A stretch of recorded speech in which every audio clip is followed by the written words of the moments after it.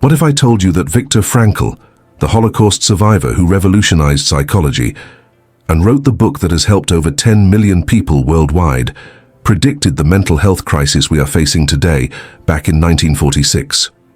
What if he discovered the real reason why depression, anxiety, and suicide rates have skyrocketed in the wealthiest societies in human history?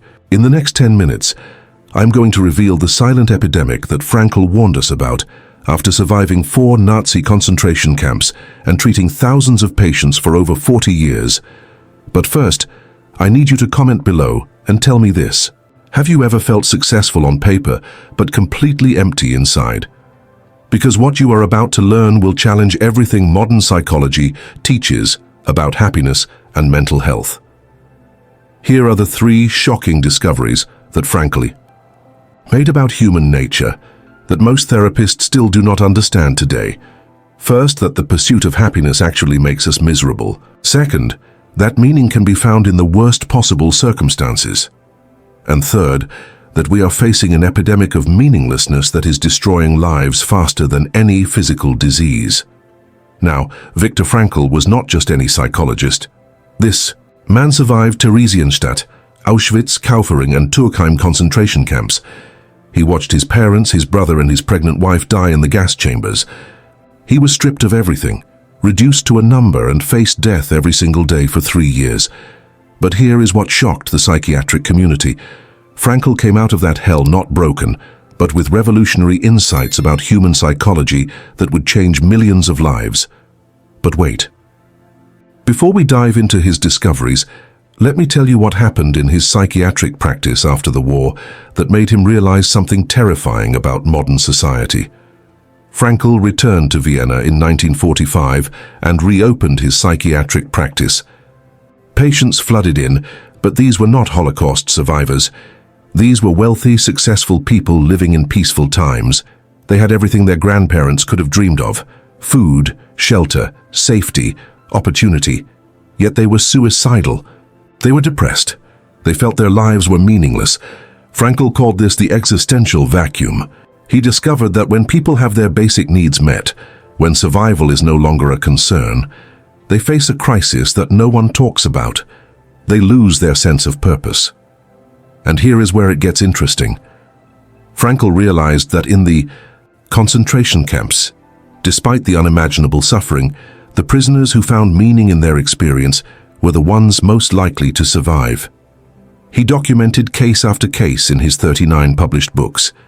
Prisoners who could see purpose in their suffering, who believed their experience could help others, who maintained hope for the future. These people had a psychological strength that kept them alive when others with better physical health died. But here is what blew my mind when I studied his work. Frankl discovered that meaning is more important for human survival than happiness. This goes against everything we have been taught.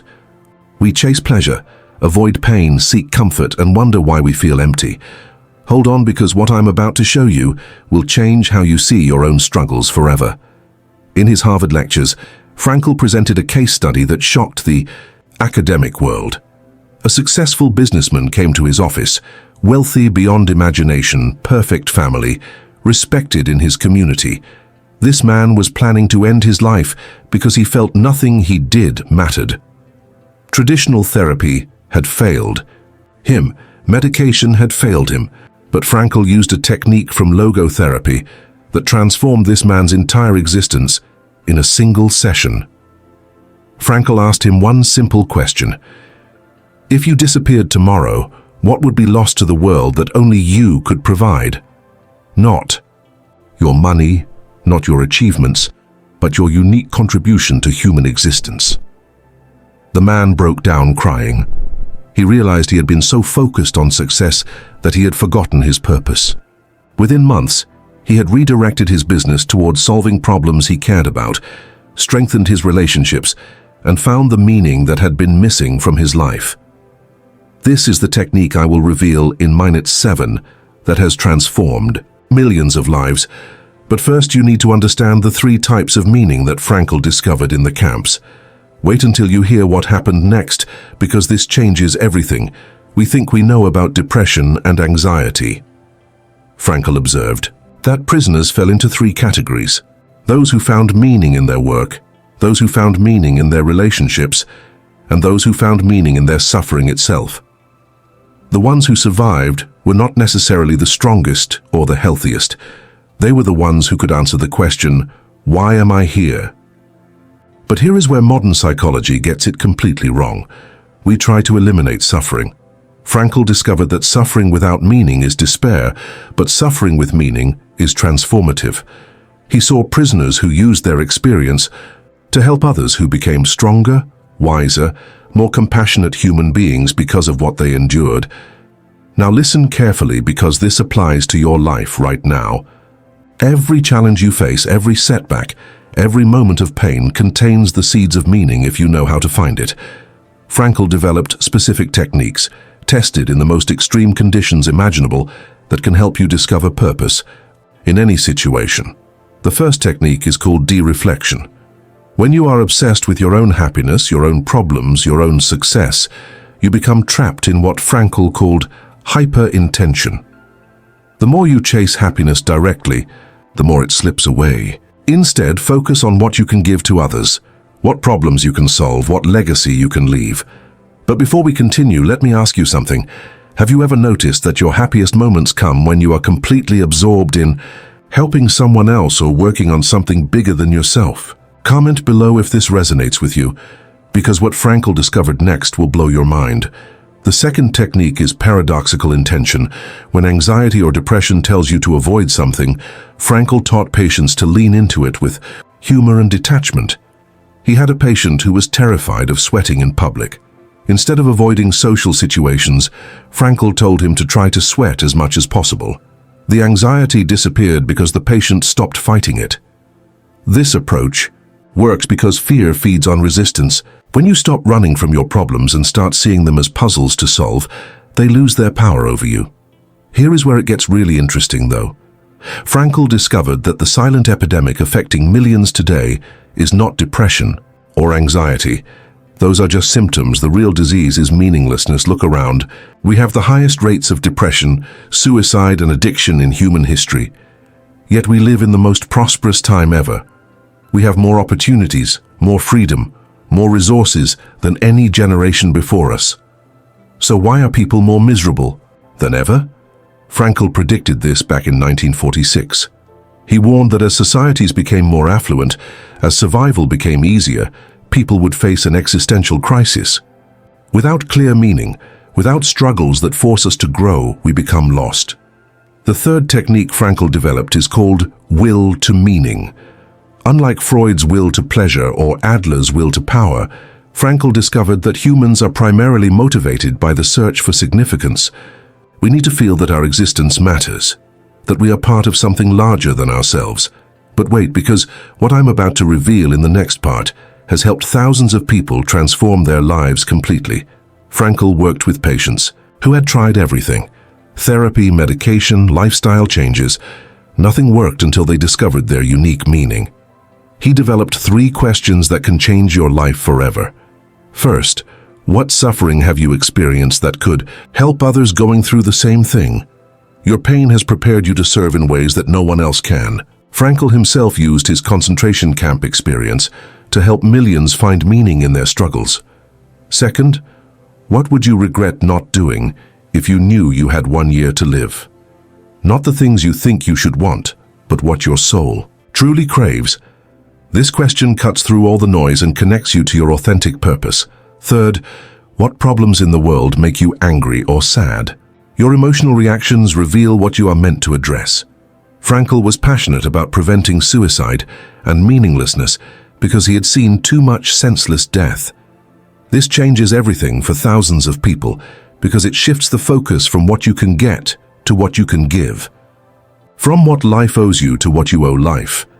Now here is what shocked me when I studied Frankl's post-war clinical work. Patient after patient came to him successful by every external measure but dying inside.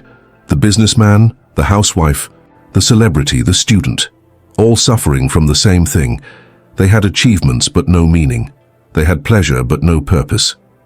Frankl realized that modern society had created a perfect storm for meaninglessness. We removed traditional sources of meaning like religion, community, and clear social roles, but we did not replace them with anything substantial. We told people to pursue happiness and follow their dreams without teaching them how to find their purpose.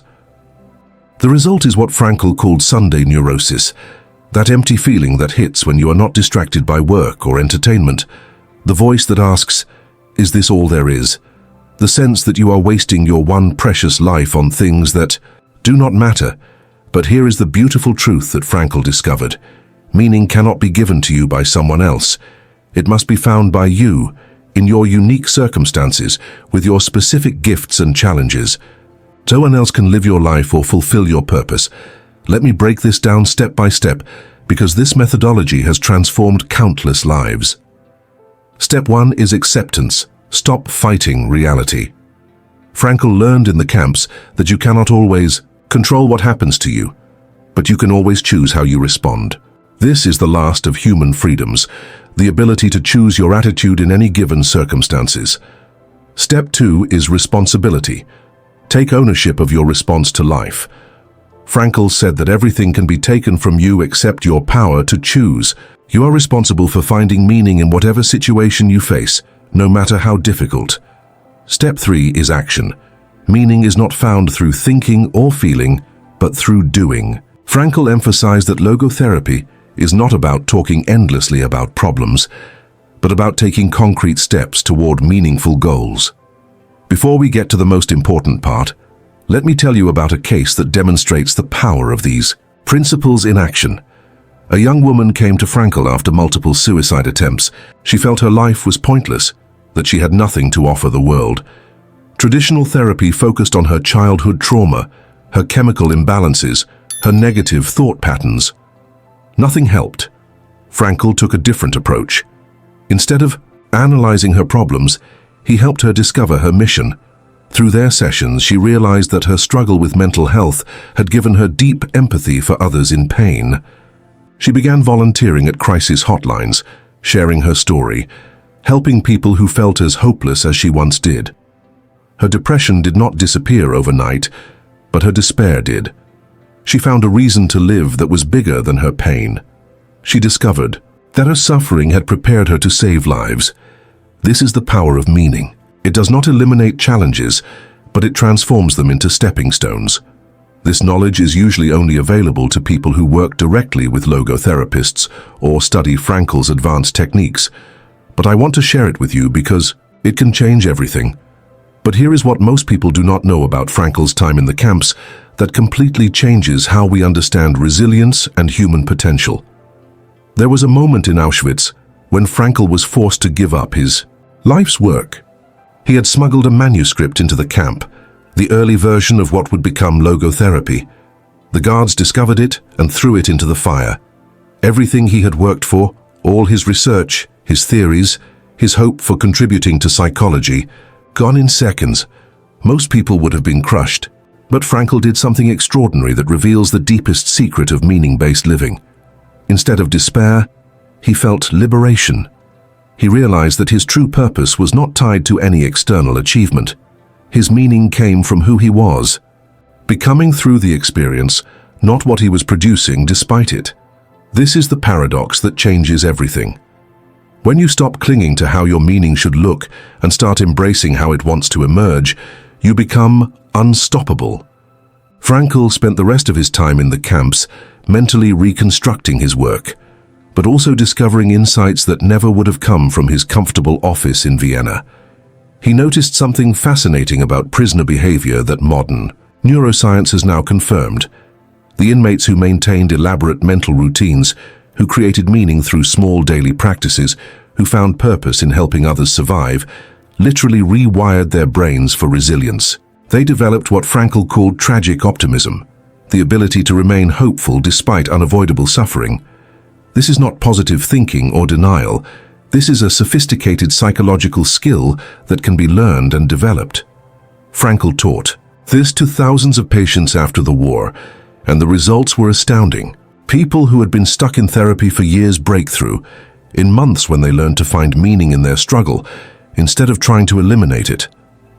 Let me give you a specific example that demonstrates how powerful this approach really is.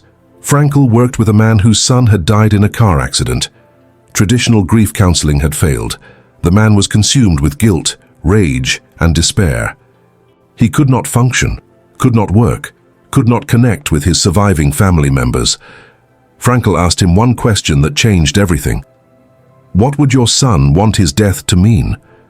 Not why did he die, but what legacy could emerge from this tragedy that would honor his memory and serve others? The man realized that his son had always wanted to help prevent accidents. Together, they channeled his grief into advocacy for traffic safety. He began speaking at high schools, lobbying for better road design, supporting other grieving families. His pain did not disappear, but it transformed into purpose. This is what Frankl called meaning-centered coping versus emotion-centered coping. Instead of trying to feel better, you focus on being better. Instead of avoiding pain, you ask what the pain is trying to teach you. Instead of seeing yourself as a victim, you discover how your experience can serve something greater. The final revelation that Frankl made about human nature is this: we are not primarily biological machines seeking pleasure or social animals seeking power. We are meaning-making creatures seeking significance. When we find our unique purpose, everything else falls into place. Your relationships improve because you become someone worth knowing. Your work becomes fulfilling because you see how it serves something greater.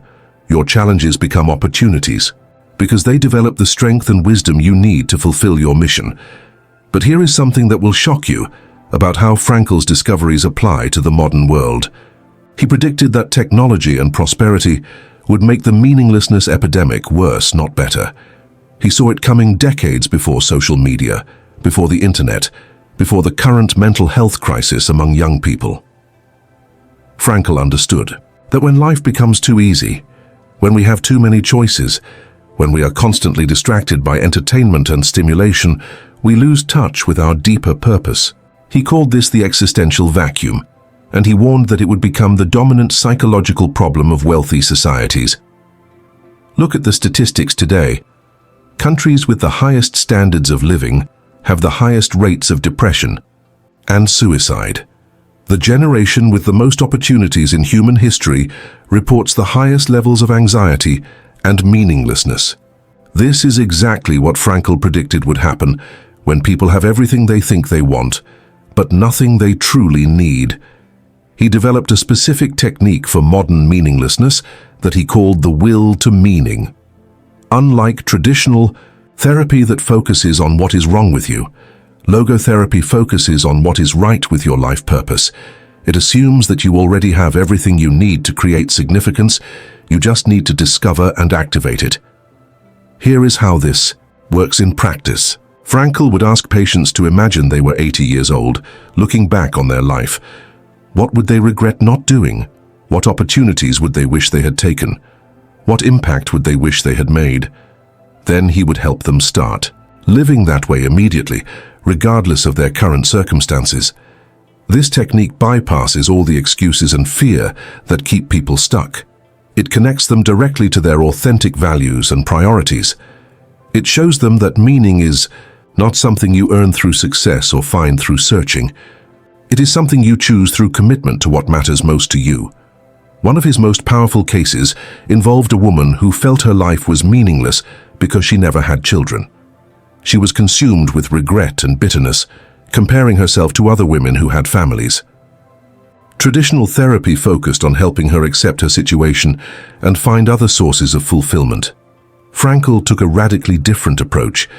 He helped her see that her capacity to love and nurture was not limited to biological children.